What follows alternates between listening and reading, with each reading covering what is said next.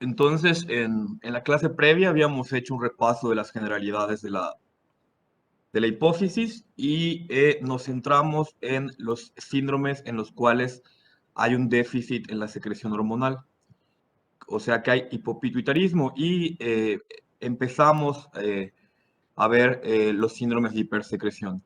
Entonces comentábamos que el síndrome más común es la hiperprolactinemia, que es el exceso de prolactina, como su nombre lo indica, y este se define como un valor de prolactina superior a lo normal, y lo normal es 20 nanogramos por mililitro. Como comentaba, es el síndrome hipofisario con hipersecreción más común, es el más común de todos, y aquí sí hay cierta correlación con los niveles de prolactina. Cuando los niveles de prolactina son superiores a 200 microgramos por litro, entonces, ¿de qué estamos hablando? De que la causa más probable sería un macroadenoma, un macroprolactinoma, ¿verdad? En el caso de los microadenomas que secretan prolactina, suelen dar niveles de hiperprolactinemia inferiores a 200, pero en este contexto hay que buscar otras causas. Cuando los niveles sean menores a 200, es más probable que sea una causa diferente a un adenoma. ¿De acuerdo? Y hay un sinnúmero de causas. Comentábamos que todos estos fármacos pueden producir hiperprolactinemia por inhibición o por interrupción de la función del receptor dopaminérgico. Y comentábamos que hay fármacos de uso muy común que pueden causar hiperprolactinemia, como por ejemplo, les decía yo que la ranitidina ya no está en el mercado porque tenía algunos factores cancerígenos el fármaco, pero pues sí siguen vendiendo simetidina. Antidepresivos de uso común como la mitriptilina y la fluoxetina pueden causar hiperprolactinemia. Antagonistas de los canales de calcio como el verapamilo, que también es un fármaco que se utiliza de forma bastante común, pero el alfa-metildopa, que es un antihipertensivo que se usa en el embarazo, etcétera. Pero de todos estos, los cuales habría que subrayar más serían los antipsicóticos, ¿no? Les comentaba, a veces hay pacientes que tienen algún trastorno psiquiátrico, esquizofrenia, lo que sea, que tienen que tomar antipsicóticos y desarrollan hiperprolactinemia y aquí a veces puede ser difícil evaluar a estos pacientes, decir con total objetividad que la hiperprolactinemia es por el uso de algún antipsicótico y que no es por otra causa, porque de esos pacientes pues va a ser difícil suspenderles el medicamento, ¿no? Puede salir peor el remedio que el mal. Entonces, sí, de los fármacos, especial interés a los antipsicóticos. Bueno, también hay situaciones en las cuales puede ocurrir hiperprolactinemia desde un punto de vista fisiológico. ¿Cuáles son estas causas fisiológicas o estas causas de hipersecreción fisiológica de prolactina? Evidentemente, en el embarazo y en la lactancia, las pacientes van a tener un aumento en la producción de prolactina, pero también enfermedades en las cuales hay estimulación de la pared del tórax, como un trauma de tórax o como el herpes zóster, estas enfermedades también pueden elevar la prolactina. El sueño puede elevar la prolactina y también el estrés. Encontramos como otro grupo enfermedades sistémicas que pueden elevar la prolactina. Igual son bastantes. La insuficiencia renal crónica. En este sentido, en la insuficiencia renal crónica se produce hiperprolactinemia porque hay una disminución en la eliminación de la prolactina sérica, esto secundario a la disminución del filtrado glomerular, ¿no? A la disminución de la función renal. En el hipotiroidismo primario también puede haber hiperprolactinemia. Esto guarda relación con una secreción compensatoria de tiroliberina y estos pacientes también pueden tener exceso de prolactina. Cirrosis hepática también puede haber hiperprolactinemia. En la pseudociesis, que esto es lo que se conoce como embarazo psicológico, aquí también puede haber hiperprolactinemia. Y finalmente en las convulsiones sistémicas. De hecho, hay algunos estudios cuando un paciente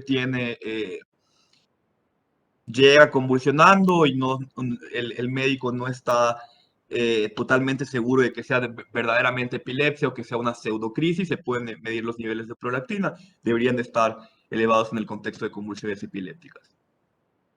Y estas causas o este grupo de enfermedades van a caracterizarse por hiperprolactinemia, por un mecanismo que implica el daño del infundíbulo hipófisis hipotálamo. Y en estas situaciones, los niveles de prolactina suelen estar entre 30 y 100 microgramos por litro. ¿Cuáles son estas enfermedades? Las que ustedes ven en la pantalla. Tumores, como el craniofaringioma, tumoraciones supracelares de la hipófisis, meningioma, disgerminoma e incluso metástasis. El síndrome de la silla turca vacía, hipofisitis linfocítica, adenoma del infundíbulo, cualquier causa de compresión, granulomas, radiación, traumatismo, etc.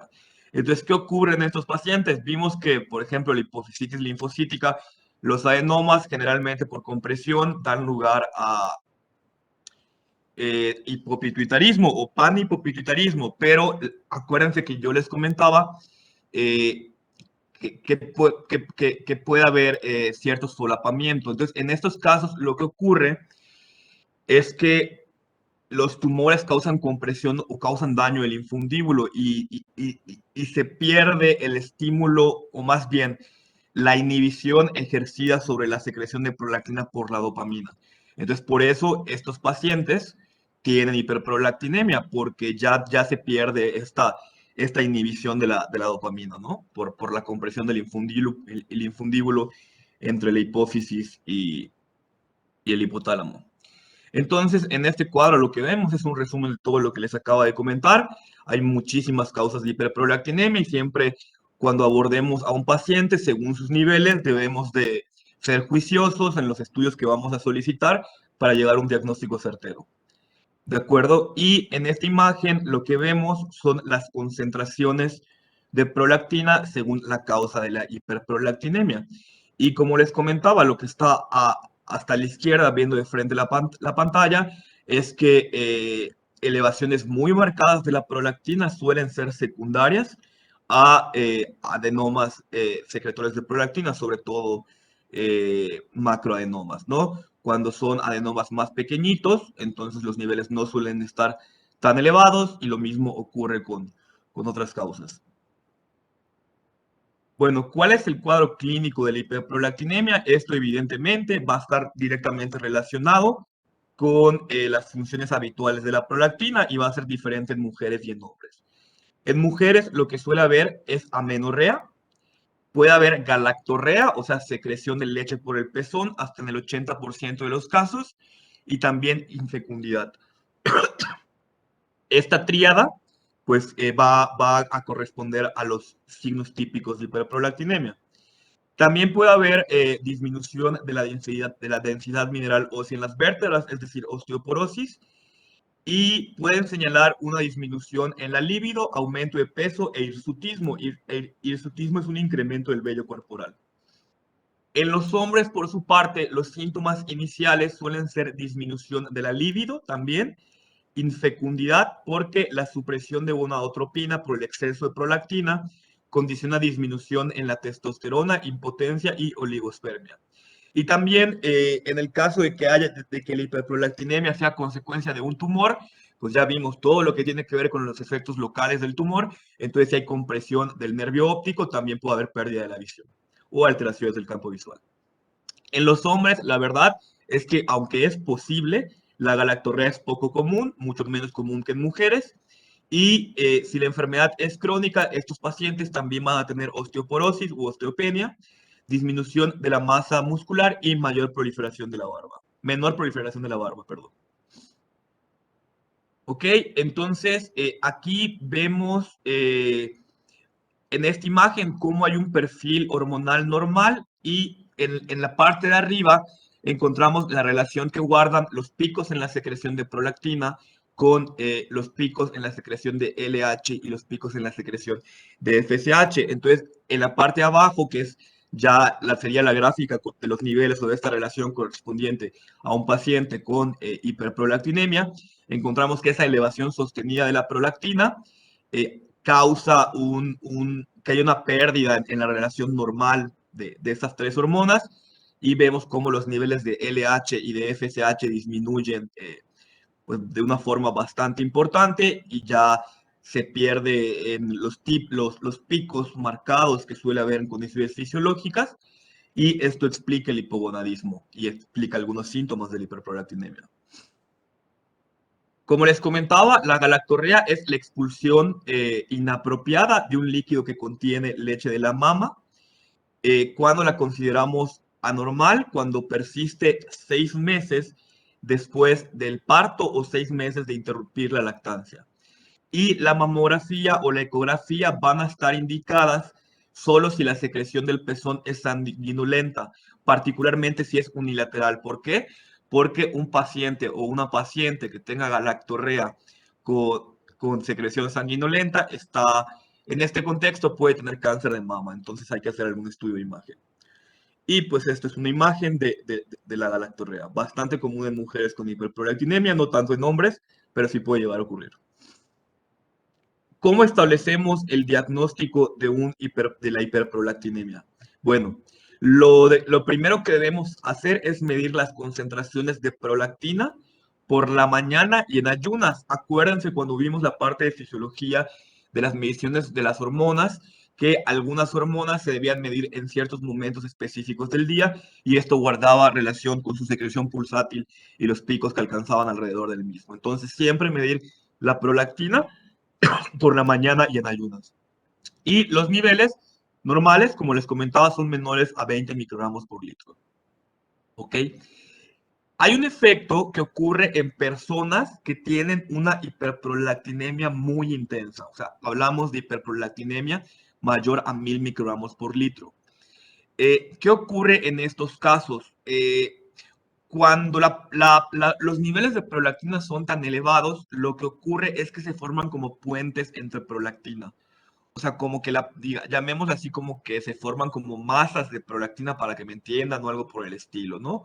Agrupamientos de prolactina. Entonces, en estos pacientes, si les medimos la prolactina, como la prolactina se une entre sí porque es tanta, lo que va a ocurrir es que puede salir falsamente baja o puede ocurrir que no salga, o sea, que sí salga elevada, pero no en los niveles reales. Esto se llama efecto de gancho y cuando ocurre esto, por ejemplo, cuando tenemos a un paciente con síntomas de hiperprolactinemia, síntomas de compresión de un tumor, incluso una resonancia magnética con un macroadenoma, o sea, sospechamos que es un prolactinoma, un macroprolactinoma. Medimos la prolactina y la prolactina sale baja o poquito elevada, entonces hay que sospechar que este paciente tiene efecto de gancho porque lo esperado sería que tuviera concentraciones muy altas y entonces hay que solicitar una nueva medición de prolactina, pero especificando al laboratorio que queremos esta nueva medición con dilución. Eh, y también pueden haber mediciones falsamente elevadas, o sea, el efecto contrario. ¿En qué contexto? En los pacientes que tengan formas biológicamente inactivas de la prolactina. Bueno, ya que establecimos el diagnóstico de hiperprolactinemia, el siguiente paso sería realizarle una resonancia magnética a todos los pacientes. Hay dos condiciones particulares, ¿no? Si el paciente toma algún medicamento que cause hiperprolactinemia, específicamente los antipsicóticos o si el paciente tiene ya una insuficiencia renal avanzada, en algunos casos podríamos obviar la resonancia magnética. ¿De qué va a depender? De los niveles de prolactina, o sea, de que no estén tan altos y si el paciente tiene o no síntomas. Si tiene niveles muy elevados o si tiene síntomas de hiperprolactinemia, aunque tome algún medicamento que cause hiperprolactinemia o tenga insuficiencia suprarrenal, también hay que hacer la resonancia magnética. También es necesario medir las hormonas tiroideas porque ya vimos que el hipotiroidismo causa hiperprolactinemia por una secreción compensatoria de la tiroliberina. Y hay ciertos pacientes que tienen hiperprolactinemia idiopática, o sea que no se debe a ninguna otra causa, pero para llegar a este diagnóstico debemos de excluir todas las demás enfermedades y este diagnóstico exige que la resonancia magnética sea normal, tomando en cuenta que algunos microadenomas solo se identifican con cortes en la resonancia magnética de 2 milímetros. ¿Cuál va a ser el tratamiento? Evidentemente, el tratamiento va a depender de la causa, ¿no? Si la causa es un medicamento que podemos suspender, bueno, pues vamos a suspender ese medicamento, ¿no? A lo mejor está tomando verapamilo, le quitamos el verapamilo, ¿no? Si la causa es el hipotiroidismo, ¿qué es lo que vamos a hacer? Va a ser tratar el hipotiroidismo. Iniciamos sustitución con levotiroxina y en este paciente, en cuanto se normalice la función tiroidea, también se debe de normalizar el nivel de prolactina. Si es un adenoma, entonces, pues aquí hay que considerar algún medicamento, radiación, cirugía, ahorita lo veremos. ¿Cuáles son los objetivos del tratamiento? Los objetivos serán normalizar los niveles de prolactina para, sobre todo, eliminar sus efectos supresores sobre la función gonadal y que con esto el paciente recupere la fecundidad, la libido y todo eso. También normalizar los niveles de prolactina para detener la galactorrea y para conservar la densidad mineral ósea. Los análogos de dopamina van a ser eficaces en casi todos los casos y en sujetos con daño hipotalámico irreversible puede estar justificado no emprender ningún tratamiento. ¿Por qué? Porque si ya se dañó el infundíbulo y esto no se puede corregir, pues no importa lo que le demos, pues va a estar eh, perdida la inhibición habitual de la dopamina sobre la prolactina y pues ya no tendría ningún caso. Y también considerar que en el 30% de los pacientes el cuadro de hiperprolactinemia revertirá de forma espontánea. No sé si tengan alguna duda en relación con la hiperprolactinemia.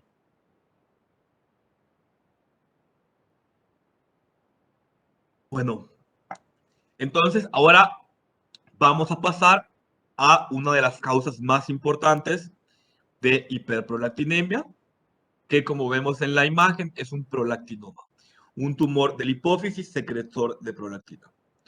En cuanto a su etiología y prevalencia, estos tumores, como vimos en la introducción, van a nacer de las células lactotropas y comprenden aproximadamente la mitad de todos los tumores hipofisarios. Ya habíamos comentado que un microprolactinoma es cuando mide menos de 1 centímetro de diámetro y con este tamaño comúnmente no habrá invasión paracelar. Los microprolactinomas son más comunes en mujeres que en hombres, con una relación de 20-1. En el caso de los macroprolactinomas, que es cuando miden más de 1 centímetro, estos ya podrán mostrar invasión local y compresión de estructuras vecinas con todo lo que los síntomas que esto implica. Y aquí no son más frecuentes en mujeres. La proporción es igual en hombres y mujeres, es 1-1. Como ya señalábamos, el tamaño suele correlacionarse con los niveles de prolactina y valores superiores a 200-250 microgramos van a corresponder con macroprolactinomas. Eh, los hombres tienden a manifestar inicialmente tumoraciones de mayor tamaño que las mujeres, por eso que la relación en los macros sea de 1-1. Las concentraciones de prolactina permanecen estables en casi todos los pacientes y esto va a reflejar que la proliferación del tumor, o sea, su crecimiento, suele ser lento. En este sentido, solo el 5% de los microadenomas va a evolucionar a macroadenoma. ¿Ok? Entonces, aquí vemos cuál es la prevalencia de los adenomas hipofisarios en bueno, en series de diferentes países y vemos como el más común de todos es el prolactinoma. Y en segundo lugar, los tumores no funcionantes que ya comentamos. Y en tercer lugar, los tumores productores de GH, que son los que producen macromegalia que veremos después de este tema. Y en cuarto lugar, los que secretan ACTH, que como comentábamos en la clase pasada, son los que producen la enfermedad de Cushing propiamente dicha, que eso lo veremos hasta que analicemos suprarrenales. Bueno, ¿cuál va a ser su cuadro clínico? Pues el cuadro clínico básicamente son las manifestaciones de la hiperprolactinemia que ya comentamos, los trastornos en la libido, la infecundidad, osteoporosis y todo eso. Pero a estas manifestaciones van a sumarse signos de compresión del sistema nervioso central, cefalea, defectos visuales, parálisis de pares, todo lo que ya se comentó. El diagnóstico, si se descartaron otras causas de hiperprolactinemia, el diagnóstico es factible desde el punto de vista bioquímico con niveles de prolactina mayores a 200, recordando que a todos estos pacientes hay que hacerles una resonancia. Bueno, en relación con el tratamiento va a depender del tamaño del prolactinoma. Si es un microadenoma y es asintomático y el paciente o la paciente que tiene esta enfermedad no desea fertilidad, ¿qué es lo que vamos a hacer? Simplemente vigilarlo con prolactina y con resonancia magnética de forma seriada. Pero en el caso de un microadenoma sintomático, aquí ya hay que iniciar tratamiento que va a tener como objetivos controlar la hiperprolactinemia y sus síntomas, disminuir el tamaño del tumor, que se recupere la menstruación y la fecundidad y también que se resuelva la galactorrea. En el caso del macroadenoma, igual vamos a emprender un objetivo, un tratamiento que tenga como objetivo todo lo que tiene que ver con el microadenoma sintomático, pero también en estos casos, como ya está más grande el tumor, hay que hacer estudios campimétricos antes de iniciar los agonistas de dopamina para ver que el paciente no tenga trastornos en los campos visuales, ¿ok? Y estos estudios se deben de repetir junto con la resonancia magnética cada 6 a 12 meses para ver que el tumor vaya disminuyendo de tamaño y que los efectos pues, sobre los campos visuales igual vayan cediendo. ¿Qué opciones de tratamiento tenemos? Bueno, tenemos en primer lugar, como veíamos en esta imagen, los agonistas de dopamina, o sea, vamos a suprimir la secreción de prolactina. Dentro de los agonistas de la dopamina tenemos dos. El primero es la cabergolina. Este es un agonista de acción prolongada que tiene gran afinidad por el receptor D2 de la prolactina. Va a suprimir la secreción de prolactina durante más de 14 días después de una única dosis inicial. ¿Cómo se indica este medicamento? En dosis de 0.5 a 1 miligramos, 2 veces a la semana. Después de que hagamos el control inicial de prolactina, debemos de disminuir la dosis de la cabergolina hasta la mínima necesaria para mantener los niveles de prolactina normales. ¿Ok? En cuanto a los desenlaces con la cabergolina, se alcanza normoprolactinemia y reanudación de la función gonadal en el 80% de los pacientes con microadenomas. Y la galactorrea mejora o muestra resolución hasta en el 90% de los pacientes. Cuando el tumor ya es más grande, cuando mide más de 1 centímetro, entonces la normoprolactinemia y la disminución del tamaño va a alcanzarse en el 70% de los pacientes. Los primeros síntomas que van a mejorar son los síntomas expansivos o compresivos, como la cefalea y las alteraciones de la vista. Estos mejoran en días y varias semanas después mejora la función sexual. Y este medicamento es eficaz en los pacientes que son resistentes a la bromocriptina, que es la otra opción de agonista. Y también en los pacientes, y además de ser, es un poco mejor que la bromocriptina, ¿no? Y además tiene menos efectos adversos. Ok, entonces, la otra opción, entonces, comentábamos, es la bromocriptina. Este no es de acción prolongada, a diferencia de la cabergolina, la bromocriptina es de corta acción y por eso se prefiere usar en el embarazo. La dosis es de 0.625 a 1.25 miligramos al acostarse con algo de comida y se incrementa de forma gradual. Y muchos pacientes van a controlarse con una dosis menor a 7.5 miligramos, o sea, 2.5 miligramos 3 veces al día. Si lo comparamos con la cabergolina en relación con los microadenomas, la normalización de la prolactina, la disminución del tamaño del tumor y la reanudación de la función gonadal va a alcanzarse en el 80% de los casos, o sea, en 10% menos que los pacientes que usan la cabergolina. Y en cuanto a las macroadenomas, se alcanza normoprolactinemia en el 70% de los casos, pero la disminución del tumor va a ser un poco menos, igual o mayor del 50% en casi todos los pacientes. En cuanto a los efectos adversos de estos medicamentos, son efectos adversos importantes. Los más comunes pueden ser estreñimiento, congestión nasal, gerostomía, pesadillas, insomnio y vértigo, que suelen aliviarse disminuyendo la dosis. En 25% de los pacientes después de la primera dosis va a presentarse náusea, vómito e hipotensión postural que puede llevar incluso a la hipotimia, y esas manifestaciones pueden persistir. Y como comentábamos, el 25% de los pacientes que no toleran bromocriptina posiblemente sí toleren cabergolina.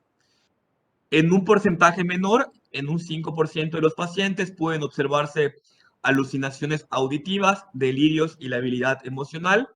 Y también se ha descrito leucopenia, trombocitopenia, casos más raros de fibrosis pleural, de arritmias y de hepatitis. Y había una preocupación sobre que la cabergolina o la bromocriptina, sobre todo la cabergolina, puedan producir valvulopatía.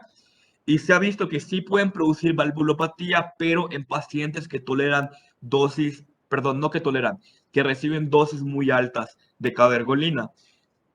En los macroadenomas, no suelen utilizarse dosis tan altas. ¿En qué enfermedad se utilizan dosis muy altas de cabergolina? En la enfermedad de Parkinson. Y aquí es donde sí puede haber valvulopatías. Otra opción del tratamiento es la cirugía, o sea, extirpar el adenoma. Va a estar indicada cuando existe resistencia o intolerancia a la bromocriptina o hay un macroadenoma invasor que condiciona deterioro visual. Y este deterioro no mejora después de la terapia con agonistas dopaminérgicos. Con la cirugía se alcanza a normalizar la prolactina en el 70% de las microadenomas, pero solo el 30% de los macroadenomas pueden extirparse o logran extirparse de forma satisfactoria. Y además, después de la cirugía puede recurrir la hiperprolactinemia. Recurre en el 20% de los casos al año y después del año, ya a más largo plazo, en más del 50% de los pacientes. Y la radioterapia va a estar indicada en tumores muy activos que no reaccionan a los agonistas dopaminérgicos en dosis máxima, que no mejoran con la cirugía o obviamente que no mejoran con una combinación de ambas terapéuticas. Aquí les puse un algoritmo, entonces, ¿de qué se parte el algoritmo? De que tengamos algún paciente que tenga hiperprolactinemia y en el cual esta hiperprolactinemia sea secundaria a un adenoma secretor de prolactina, a un prolactinoma. Entonces, lo primero que debemos nosotros de determinar es si es un microadenoma o si es un macroadenoma, ¿de acuerdo? Si es un macroadenoma, además de los niveles de prolactina, hay que valorar el resto de la reserva de la función de la hipófisis. ¿Por qué? Porque puede estar produciendo prolactina, pero puede estar comprimiendo la hipófisis y causando el déficit de otras hormonas. Y también comentábamos que hay que explorar los campos visuales para determinar que no haya alteraciones en la campimetría. ¿De acuerdo? Entonces, y el otro punto sería que fuera un microadenoma. El único contexto en el cual no trataríamos un microadenoma es si es asintomático y el paciente no quiere recuperar la fertilidad. Vamos a confirmado todo esto y realizados todos los estudios pertinentes, iniciamos un agonista de dopamina, que puede ser, ya vimos, hay bromocriptina y cabergolina, y lo vamos a ir ajustando, ya sea en disminución en el caso de la cabergolina o en aumento en caso de la bromocriptina, pero siempre tratando de dejar la mínima dosis que se requiera para mantener normal la prolactina.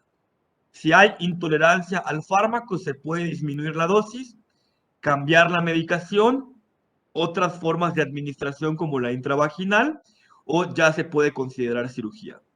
Si la prolactina es normal, hay disminución del tamaño del tumor y se recupera la función sexual, continuamos con la medicación y vamos a controlar, como comentábamos, los niveles de prolactina y repetir la resonancia magnética de forma anual. El contexto es muy similar cuando hay reducción de la prolactina con valores todavía elevados, pero hay recuperación de la función sexual y disminución del tamaño tumoral. Aquí continuamos con la medicación y se puede incrementar un poquito la dosis. Si reduce la prolactina, pero todavía está elevada y no hay recuperación de la función sexual ni disminución del tamaño del tumor, se puede indicar sustitución de esteroides sexuales. Eh, y bueno, seguimos con control de los niveles de prolactina y repetir la resonancia magnética de forma anual. ¿De acuerdo? Si el contexto es que el paciente tiene un macroadenoma que no responde a la medicación, que es lo que vamos a hacer aquí, va a depender del tamaño del tumor, ¿no? Y de los niveles de prolactina. Si el tumor no reduce y no hay mejoría del campo visual, nos vamos a cirugía. Si la prolactina, perdón, no se reduce y no hay reducción del tamaño del tumor, podemos aumentar la dosis o cambiar la medicación. Si esto no funciona, cirugía o radioterapia. Si la prolactina reduce y el tumor no es más pequeño, hay que repetir la resonancia magnética en 4 meses y dependiendo de los hallazgos, igual cirugía o radioterapia. Pero bueno, siempre las opciones van a ser agonistas y reservamos para después la cirugía y la radioterapia. Y el tratamiento de pacientes con prolactinomas que planifican un embarazo, igual, si es microadenoma, podemos interrumpir el agonista de dopamina cuando la prueba de embarazo es positiva y hay que realizar exploraciones periódicas del campo visual en el embarazo. ¿Cuándo vamos a realizar la resonancia magnética para ver si el tumor creció porque suprimimos el agonista de dopamina? Esto va a ser 6 meses después del parto. Si es un macroadenoma, deberíamos de considerar la cirugía antes del embarazo. Deberíamos de comprobar también, si la paciente desea embarazarse, que el prolactinoma que ella presenta es sensible a la bromocriptina, porque ya vimos que cuando el paciente está embarazada, se debe de hacer un cambio a bromocriptina. Hay que hacer un control expectante y frecuente de los campos visuales para administrar bromocriptina si la paciente presenta afectaciones visuales. O podemos continuar la bromocriptina a lo largo del embarazo si la paciente ya tiene el antecedente de que el tumor afectó la visión. Vamos a considerar dosis altas de esteroides o cirugía si la visión se ve amenazada o en caso de que el adenoma tenga una hemorragia, o sea, que tenga una apoplejia, y la resonancia magnética también va a realizarse a las 6 semanas del parto. Y aquí en esta imagen lo que vemos es, se muestra la reducción de un macroadenoma con cabergolina, perdón, en una mujer que presentó lesión a las 22 semanas del embarazo. Entonces, en la A, este tumorzote se correlacionaba con una prolactina de 488, en la B vemos cómo disminuye, y en la C, pues a las 3 semanas del parto ya alcanzó la mayor disminución. No sé si tengan alguna duda de acromegalia. Perdón, de prolactinoma.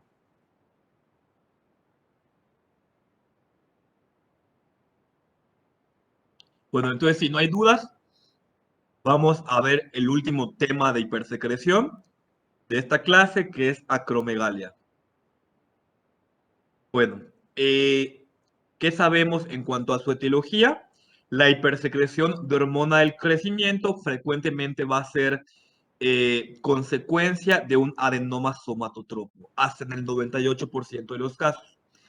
¿Qué ocurre en el 2% de los pacientes restantes que presentan una hipersecreción de hormona del crecimiento? Bueno, en casos raros puede ser causada por lesiones extrahipofisarias, como tumores de los islotes de Langerhans o algunos linfomas que secretan hormona del crecimiento, y aún más raro, puede ser por una producción excesiva de de somatoliberina, perdón, en el caso de tumor carcinoide torácico o abdominal o incluso un tumor hipotalámico.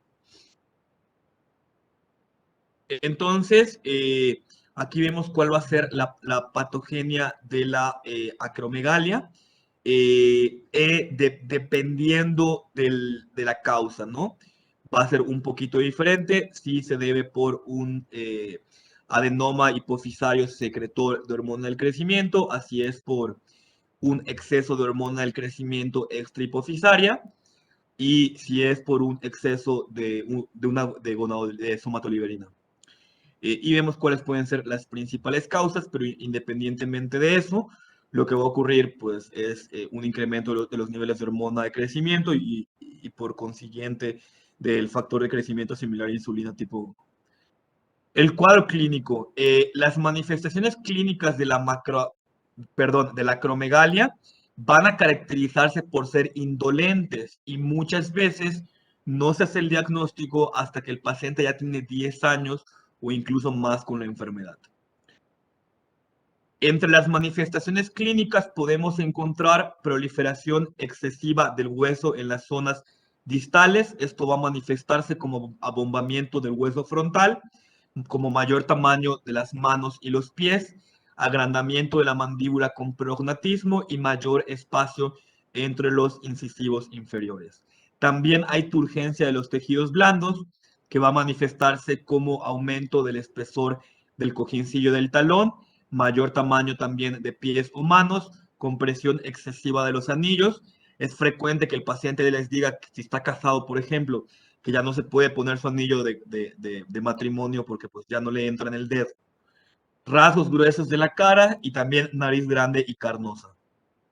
Entonces, aquí vemos al primer paciente del doctor Harvey Cushing con acromegalia, ¿no? Vemos cómo estaba antes de la presentación y al momento de hospitalizarse, ¿no? Todos los cambios que el paciente tuvo relacionados con la turgencia de los tejidos blandos y relacionados con el depósito bueno, con el crecimiento del hueso en sus zonas distales. Este también es un paciente con acromegalia, o sea, lo vemos y característicamente tiene todos esos signos que les acabo de describir. Vemos cómo hay crecimiento importante también de las manos. Otras manifestaciones comunes de la acromegalia van a incluir hiperhidrosis, o sea, exceso de sudoración, voz ronca, y hueca, la piel grasosa, artropatías, cifosis, síndrome del túnel del carpo por atrapamiento del mediano, debilidad y fatiga de los músculos proximales, acantosis pigmentaria y también el desarrollo de fibromas péndulos. Y también estos pacientes van a desarrollar visceromegalia generalizada, incluyendo cardiomegalia, macroglosia, que puede llegar a ser muy evidente, y también agrandamiento de la tiroides. O sea, también pueden tener bocio. Entonces, aquí vemos, pues en esta imagen, cómo está característicamente la cifosis que el paciente desarrolla, alteraciones en la pared torácica también.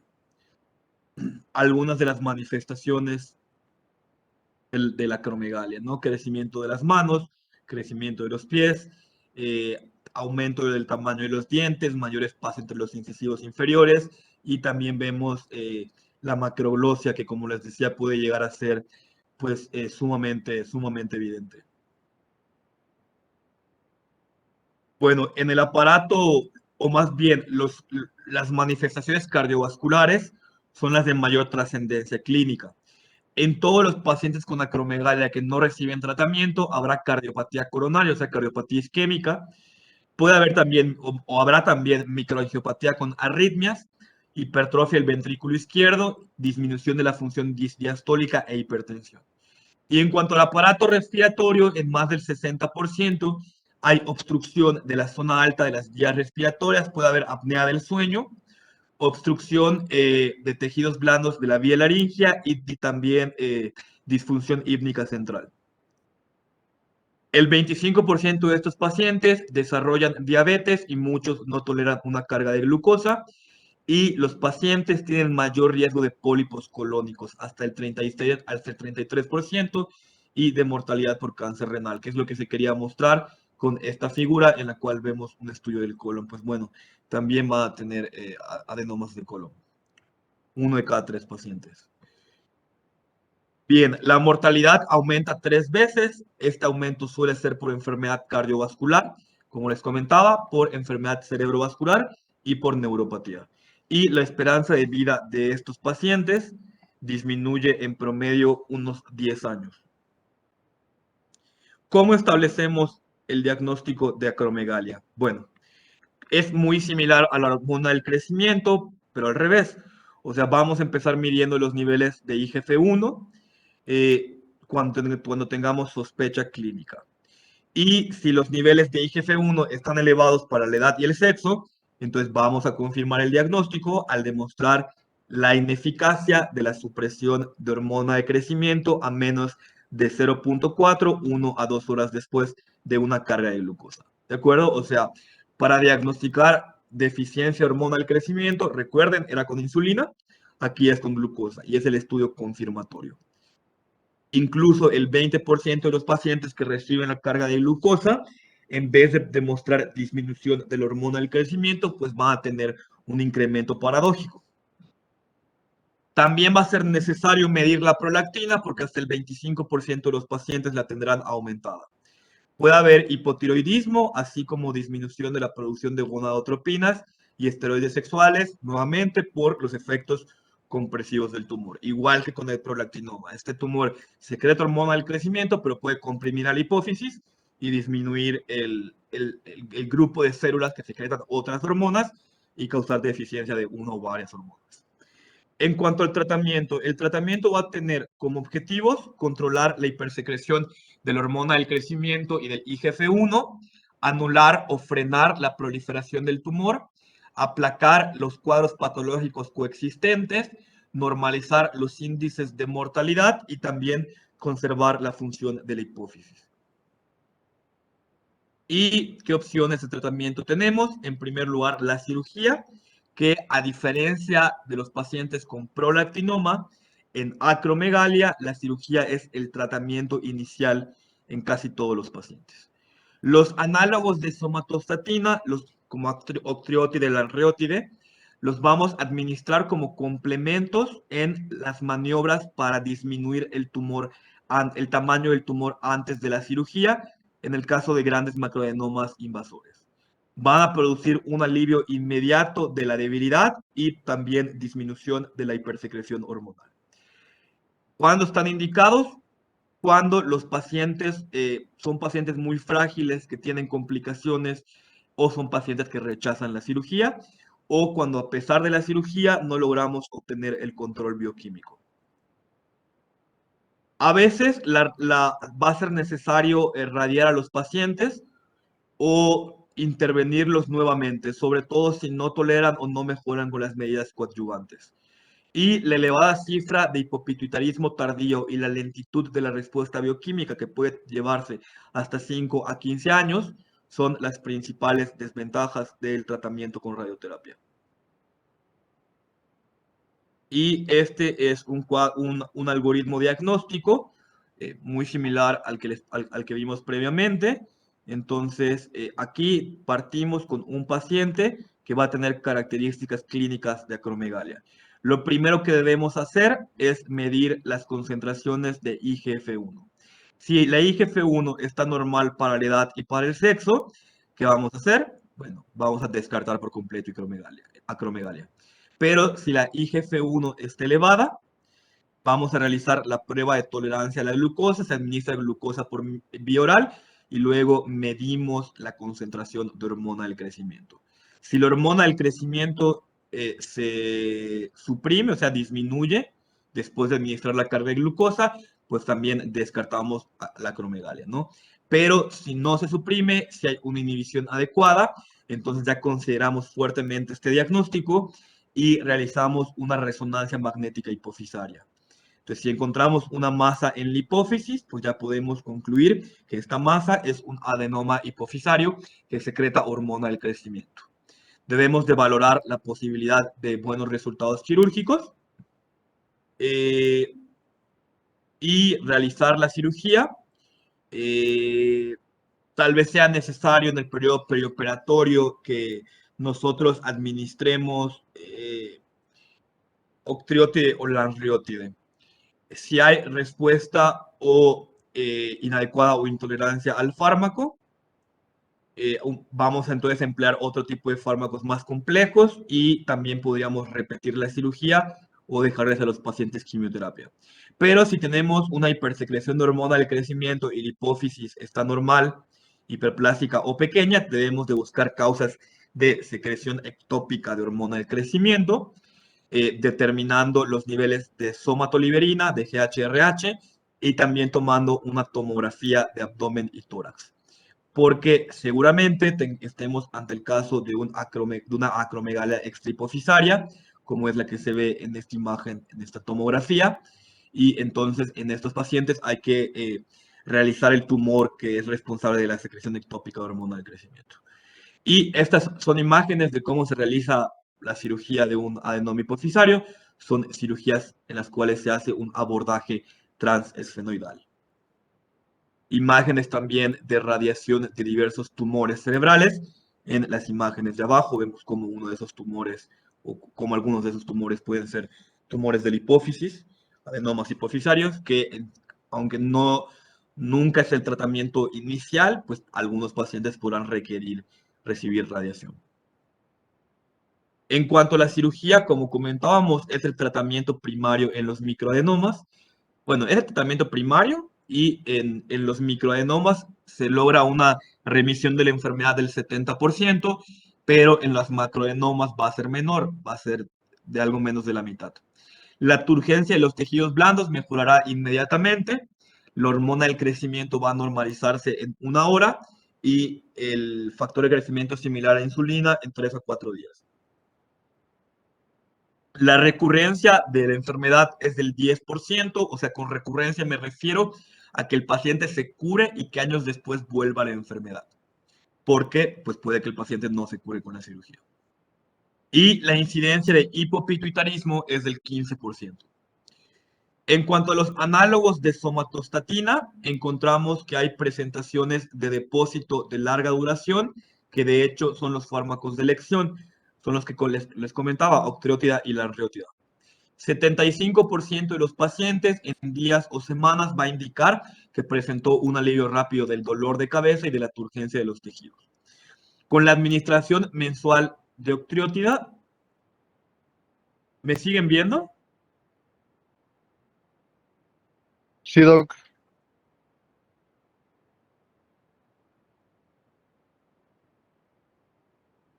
O sea, pero ¿ven la presentación? Sí, se ve la presentación y todo. Ah, ok. Bueno, entonces, con la administración mensual de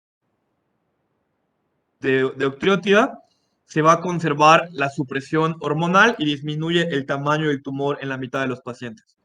Y la larreotida se administra cada 4 a 6 semanas, también se controla la hipersecreción en el 66% de los pacientes tratados y se mejora la adherencia, y la adherencia mejora pues porque obviamente son menos aplicaciones.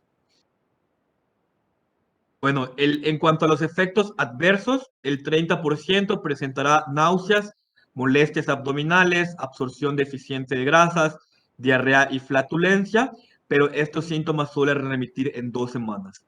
El 30% de los pacientes con octreotida también va a mostrar lodo biliar o cálculos asintomáticos de colesterol. Y otros efectos incluyen intolerancia leve a la glucosa, bradicardia asintomática, hipotiroxinemia y molestias en el sitio local de la inyección.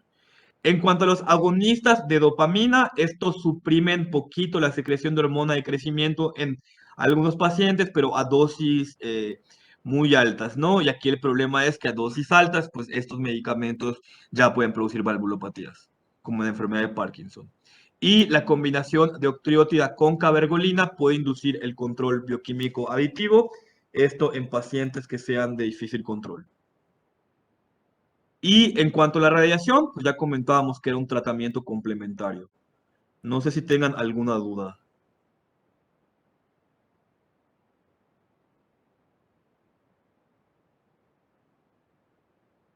Ok, entonces vamos a tomarnos 10 minutos y comentamos los casos que les mandé.